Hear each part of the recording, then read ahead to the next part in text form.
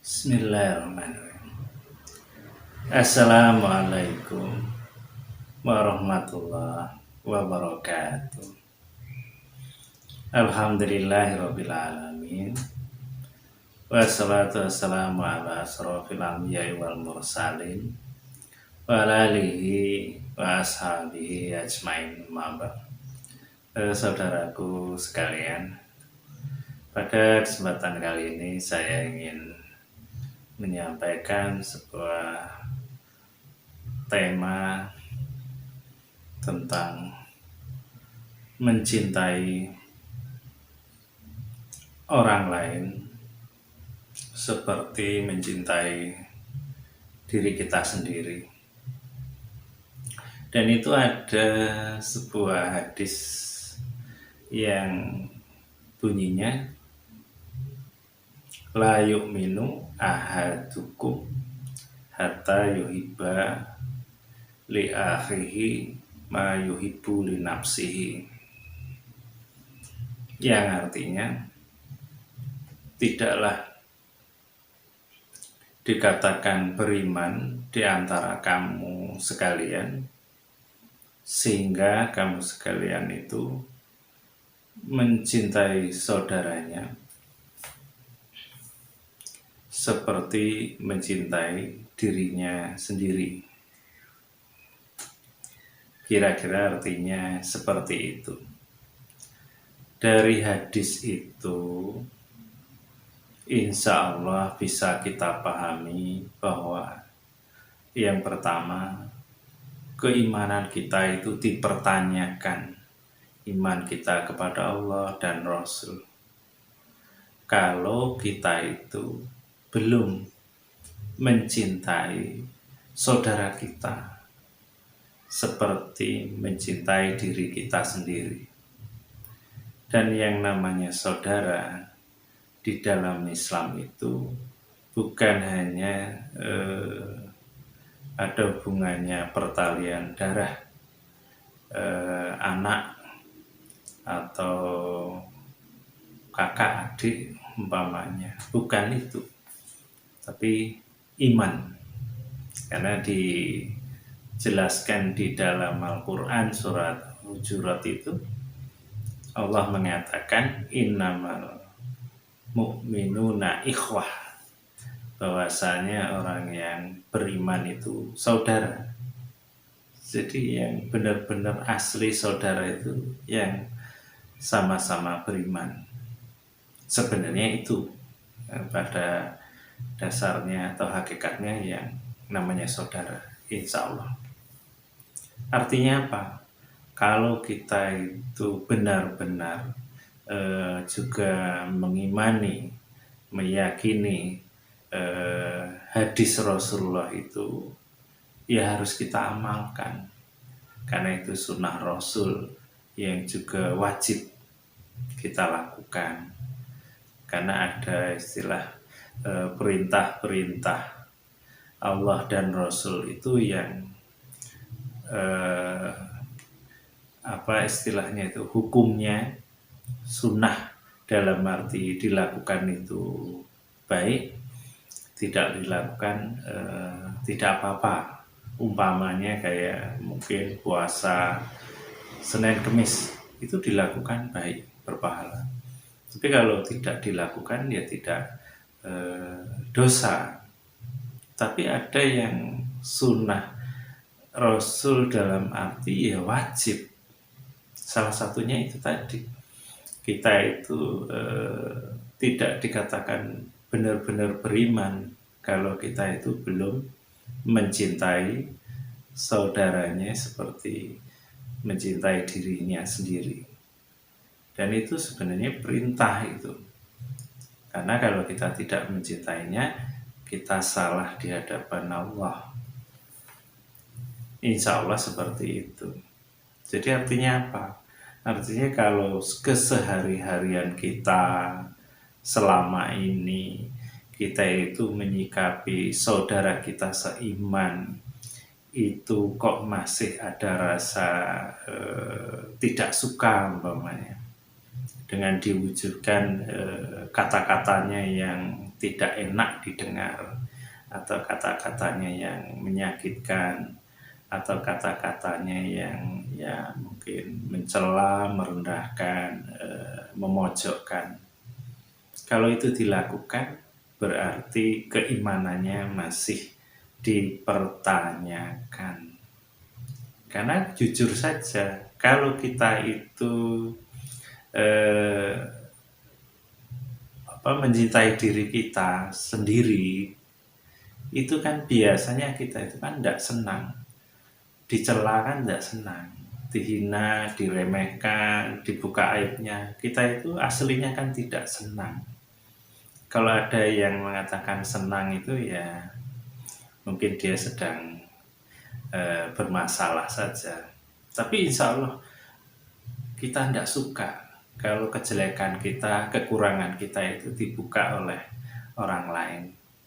Artinya kalau kita mau mengamalkan hadis tadi, ya kita itu jangan merendahkan, mencela orang lain, saudara kita yang lain. Walaupun yang kita katakan itu memang benar adanya. Tapi bukan menjadi sebuah pembenaran. Kalau bahasa kitanya itu, kalau ada orang mengatakan, "Bu ya jangan dibuka aib saudaranya." Umpama kita terus menjawab, "Ya kenyataannya seperti itu kok." Nyatanya, faktanya. Apakah kayak gitu itu dibenarkan dalam agama? Kan tidak. Kan kita sendiri juga kalau mau jujur, kita tuh salahnya juga banyak. Dan kalau diungkapkan, diceritakan oleh orang lain, terus disebarkan umpamanya, kan kita jujur sebenarnya tidak suka, malu kalau aib kita itu disebarkan ke orang lain. Dan seperti itu. Dan Rasulullah juga memberi contoh yang mungkin lebih halus ya. Umpamanya ada sebuah riwayat bahwa Rasulullah itu disuguhi atau dibuatkan air minum oleh istrinya. Dan istrinya itu salah ngasih harusnya gula, tapi garam, sehingga rasanya asin. Nah itu kan suatu kesalahan yang sangat kecil, itu di dalam rumah, dan itu ya nggak sengaja, ya kan. Tapi apa Rasulullah? Apakah Rasulullah terus ngomong, kok dikasih garam, kok asin? Kan tidak seperti itu. Tapi Rasulullah dengan arif bijaksananya, bagaimana caranya istri itu tidak malu, tidak tersinggung. Rasulullah tidak membuka aib itu. Cukup minuman itu dihabiskan sendiri agar istrinya juga tidak tahu, tidak tersinggung, tidak malu, dan lain-lain. Itu di rumah saja seperti itu. Kesalahan yang kecil gitu. Seperti itu, menjaga perasaan orang lain. Kan seperti itu. Sehingga dengan seperti itu, sebuah contoh keteladanan bagi kita bahwa kesalahan sekecil apapun yang ada pada orang lain, jangan sampai kita mempermalukan, ya kan? Tapi yang terjadi kadang-kadang di antara kita itu, seperti itulah yang kita sering lihat di medsos.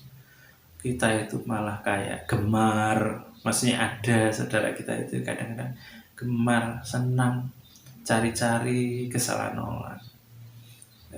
Padahal harusnya itu kalau bisa kita tutupi, ya kan, jangan sampai saudara kita malu, namanya terus jelek di orang banyak kan. Dan padahal juga ada contoh yang lain, ada seorang ulama yang menegur muridnya karena ada salah dengan cara yang luar biasa bagi saya. Karena dia dengan diam-diam malam hari ngetuk pintu terus berbisik ingin menegur muridnya agar jangan sampai dia melakukan lagi dan juga jangan sampai dia malu hanya karena waktu muridnya sudah jadi seorang ustadz mungkin mengajarkan santrinya itu sampai ada yang di luar panas-panas mungkin kalau tidak salah seperti itu, sehingga gurunya menegur kalau ngajar jangan begini baiknya gini. Tapi yang perlu kita ambil cara menasehati, cara menegur seseorang, bagaimana orang itu tidak malu, tidak dipermalukan di depan orang lain, sehingga tidak ketahuan, sehingga orang yang ditegur itu senang. Karena apa? Jujur saja, kita itu kalau melakukan sebuah kesalahan, ditegur, dilihat orang banyak, didengar orang banyak, kita itu malu, bahkan bisa sakit hati, bisa seperti itu. Kalau istilah Jawa itu ya ngono ya ngono, tapi ya aja ngono. Maksudnya ya negur ya boleh saja ya baik, tapi ya mbok ya caranya jangan begitu, membuat orang itu jadi malu sehingga mempengaruhi sikap orang lain terhadapnya hanya karena orang lain jadi tahu ada kekurangan seperti itu. Nah itu harus diterapkan dalam kehidupan sehari-hari kita terhadap orang lain sebenarnya. Orang lain itu juga mungkin saudara kita seiman. Kita tetap harus baik. Kalau bisa tutupi kesalahan sekecil apapun. Yang dari contoh Rasul tadi itu bukan hanya sekedar cerita, dongeng, bukan, itu harus diterapkan dan itu wajib kita menutup aib seperti itu. Bahkan ada sebuah hadis yang memberikan kabar yang baiklah untuk kita, yang intinya apa? Allah akan menutupi aib kita kalau kita juga menutupi aib orang lain. Jadi itu sebuah kebaikan yang luar biasa kalau kita bisa menutupi aib orang lain, karena nanti Allah juga akan menutupinya. Sebenarnya dalam keseharian kita itu juga ada, atau bisa kita contohkan sederhana. Kalau ada orang yang mungkin mencela atau siapapun mencela, biasanya secara umum refleks yang dicela itu yang membalas. Biasanya sebenarnya yang balasnya yang tidak baik, umumnya seperti itu. Maka kita juga demikian. Kalau kita terhadap seseorang itu baik, tidak buka aibnya, nanti orang itu juga insya Allah juga akan demikian. Tapi kalau kita itu perilakunya buruk, tidak baik, buka aib, mencela, itu cenderung boleh jadi nanti orang itu juga akan melakukan yang hampir sama seperti itu. Nah ini pelajaran bagi kita agar kita itu hati-hati, agar kita itu janganlah mudah sekali atau gemar mengumbar aib orang lain, mencela dan lain-lain. Karena mereka saudara kita, dan kalau kita melakukan hal yang buruk seperti itu tadi, belum kita itu dikatakan beriman dalam arti beriman yang sebenarnya. Keimanan kita masih dipertanyakan. Nah ini yang kadang kita itu tidak menyadari atau istilahnya itu ada sebuah ungkapan, orang yang jatuh itu kadang-kadang bukan karena apa istilahnya terbentur, tersandung batu yang besar sebesar rumah, tidak. Tapi biasanya dia jatuh karena kakinya tersantuk atau tersandung batu atau kerikil yang kecil. Nah ini juga sepertinya banyak mungkin di antara kita, saudara kita yang seperti itu. Dia tidak tersandung batu yang besar, masalah yang kelihatan besar, tidak. Hal-hal yang kecil seperti itu. Dia lupa bahwa kata-katanya yang tidak enak terhadap saudaranya yang lain, yang meremehkan dan lain-lain itu membuat dia itu sebenarnya jatuh. Dan itu bukan hanya ungkapan itu saja. Cobalah kalau kita ingat sejarah kisah yang ada di dalam Al-Quran. Jatuhnya iblis, terlaknatnya iblis, terusirnya iblis. Apakah karena dia perkara yang besar? Dalam arti yang karena dia tidak sholat, tidak puasa, umpama hal-hal seperti itu. Bukan. Karena dia hanya karena merasa lebih baik meremehkan Nabi Adam alaihissalam. Dan meremehkan bukan karena ilmunya, hanya karena ciptaannya. Dan ciptaan itu kan yang menciptakan Allah. Dia meremehkan, dia lebih baik karena diciptakan oleh Allah dari api.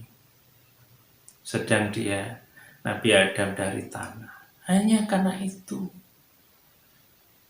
Artinya kita itu selama ini boleh jadi pernah mungkin atau banyak atau sering meremehkan orang tanpa disadari sama persis apa yang pernah dilakukan oleh iblis. Naudzubillah, jangan yang meremehkan bisa dari kalau iblis itu kan penciptaannya. Mungkin sekarang itu ada yang meremehkan dia itu mondok di mana sih? Dia itu sekolahnya apa sih dulu? Cuman SMA, cuman SPD umpamanya. Karena ada yang mungkin merasa ada kebanggaan, ada ujub karena merasa LC dari Arab umpama seperti itu, sehingga meremehkan. Termasuk umpamanya meremehkan ada ustadz-ustadz yang mungkin bersanad dalam hal keilmuannya umpamanya. Ada yang cuma ngajinya Quran terjemah, jadi tidak tahu tulisan Arab gundul umpamanya kitab kuning umpama, sehingga ada yang kadang-kadang melihat seperti itu baru bisa baca Quran terjemah saja sudah berani ngomong ini itu umpamanya. Kalau bahasa Jawanya itu sudah berani ngilani, jadi berani ngukur orang. Kata-kata seperti itu sebenarnya kata-kata yang tidak jauh beda dengan apa yang dilakukan iblis tadi. Dia merasa lebih baik, dan itu ternyata besar dosanya, besar kesalahannya di hadapan Allah. Kalau bagi kita ya mungkin dianggap ya biasa itu menurut kita, tapi menurut Allah tidak seperti itu. Makanya kisah iblis itu di dalam Al-Quran diceritakan itu bukan untuk dongeng, bukan, itu pelajaran agar kita itu jangan sekali-sekali melakukan hal yang mirip atau seperti itu, jangan. Karena kalau kita sampai melakukan, mengerikan hukumannya. Dan inilah yang tanpa kita sadari kadang-kadang mengukur orang dengan kelebihan-kelebihan kita itu. Melihat orang yang bicara mungkin tentang agama umpamanya, terus dilihat itu bacaannya masih belepotan umpamanya. Ada kadang-kadang itu di medsos itu yang mengomentari itu tadi, ada saudaranya yang mungkin bacaannya itu belum pas, itu di komen itu salah begini. Ya kalau komen terus di medsos itu biar apa? Paling tidak itu yang terlihat biar merasa orang itu dipandang orang lain pandai, ngerti, dari pondok bisa kitab kuning, hafal alfiyah, mungkin nausorof atau apa. Di sisi lain biar merendahkan orang itu yang dicela itu ilmunya sedikit, belum bisa ini dan lain-lain. Nah itu sebenarnya boleh jadi masuk ke jebakan-jebakan setan atau iblis tadi. Naudzubillah, jangan sampai kita seperti itu. Maka untuk itu mari kita cintai saudara kita. Tidak usah dengan cinta memberikan harta kekayaan, tidak harus seperti itu. Cukup dengan kita itu diam mulut kita untuk tidak membuka aib-aibnya. Cukup di dalam hati kita doa saja, atau maafkan. Oh iya, namanya manusia, ada salahnya. Doakan agar saudara kita itu menjadi lebih baik. Kalau mampu kita nasihati, ya nasihati dengan cara yang baik. Bagaimana caranya dia tidak malu di depan orang lain, didengar orang lain. Paling nggak seperti itu. Karena kita juga tidak mau diperlakukan seperti itu oleh orang lain. Itu saja yang bisa saya sampaikan. Mudah-mudahan ini menjadi pelajaran bagi kita, bagi saya. Dan kalau apa yang saya sampaikan ada yang keliru, saya mohon maaf. Kepada Allah mohon ampun. Akhirul kalam. Assalamualaikum warahmatullahi wabarakatuh.